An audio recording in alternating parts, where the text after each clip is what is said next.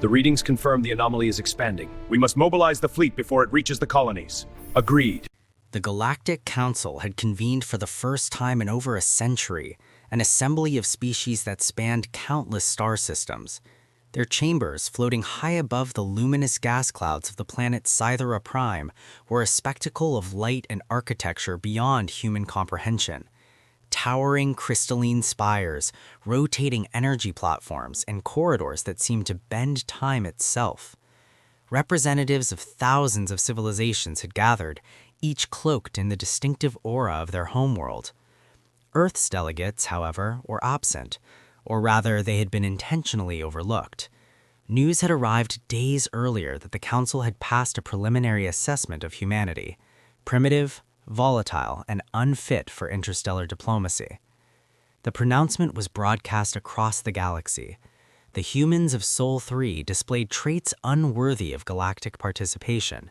Their civilizations are young, their technology crude, and their governance chaotic. They shall remain observers from afar, and no official contact shall be initiated until they demonstrate consistent progress in rational governance and interstellar ethics. For most member species, the declaration was unsurprising. Humanity had long been considered an unruly upstart, prone to conflict and self-destruction. Yet for Earth, the statement struck like a shockwave. News networks lit up, social media exploded, and governments convened emergency sessions. But amidst the chaos, a singular truth became evident. Humanity would not take this lying down. From New York to New Delhi, scientists, engineers, and military strategists began to converge in secret. Their goal was not merely to respond, it was to demonstrate with undeniable clarity that humans were a force to be reckoned with. At the forefront of this effort was Dr. Alina Reyes, a leading quantum physicist from Earth's Lunar Research Station. Alina's team had been experimenting with faster-than-light propulsion and had recently completed a prototype capable of crossing interstellar distances in mere hours. "They don't understand us," she said, addressing a global council broadcast to the nations of Earth.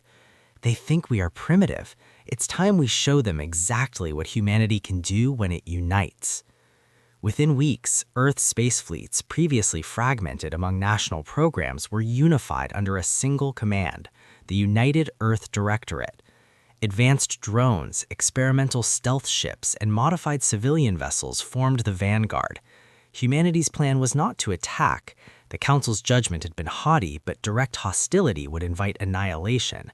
Instead, the mission was audacious: demonstrate ingenuity, coordination, and power in ways the Council could not ignore. The first move came from the edges of the Sol system. Humanity unveiled a fleet of autonomous satellites capable of transforming solar radiation into massive energy pulses.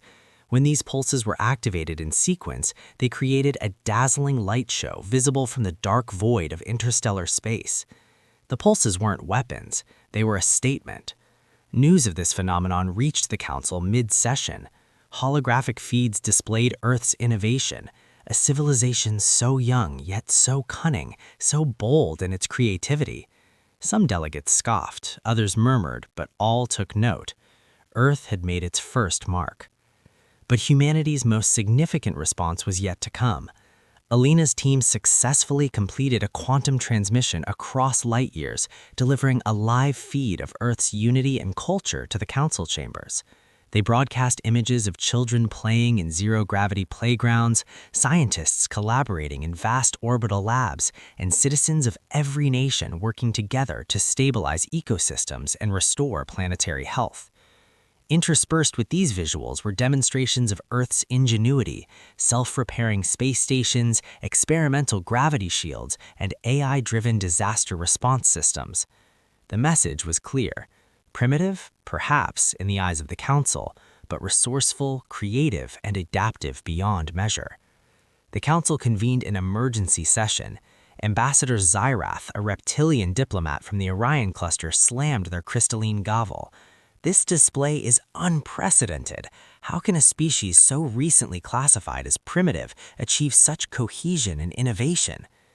Alina, addressing the Council through the quantum feed, spoke plainly, yet with a calm authority. Humans are young, yes, and we make mistakes, but evolution is not measured by age alone. It is measured by adaptability, creativity, and the will to survive. We may be different from your civilizations, but we are not to be underestimated. A tense silence fell over the chamber. No species had dared challenge the council in this manner. Murmurs of debate spread like electric currents through the assembly. And then, unexpectedly, the Grand Arbiter, a being of pure energy known as Tala, floated forward. Perhaps, Tala said, its voice resonating across every mind present, perhaps we have underestimated what it means to be alive in this galaxy. Perhaps this species does not fit our criteria, and yet they cannot be ignored. The vote was swift and decisive. The Council revoked the classification of Earth as primitive, instead labeling humanity as an emerging civilization with exceptional potential. They extended an invitation to join a preliminary diplomatic forum, not as observers, but as junior members. Earth celebrated in a way it had never celebrated before. For the first time, humanity had demonstrated to the galaxy that ingenuity, courage, and unity could outshine centuries of prejudice. Nations set aside minor disputes, and for a fleeting moment, Earth truly felt united. Yet for Alina and the strategists, the victory was not the end. "They've seen what we can do," she said to her team aboard the lunar station, "but we must keep pushing boundaries. This is just the beginning. The galaxy won't wait for us to catch up. We have to lead ourselves there." And so, Earth entered a new chapter, no longer a primitive planet in the eyes of the stars, but a rising power whose ingenuity and determination ensured that the next time the Council or any other species doubted humanity, the response would be far more formidable.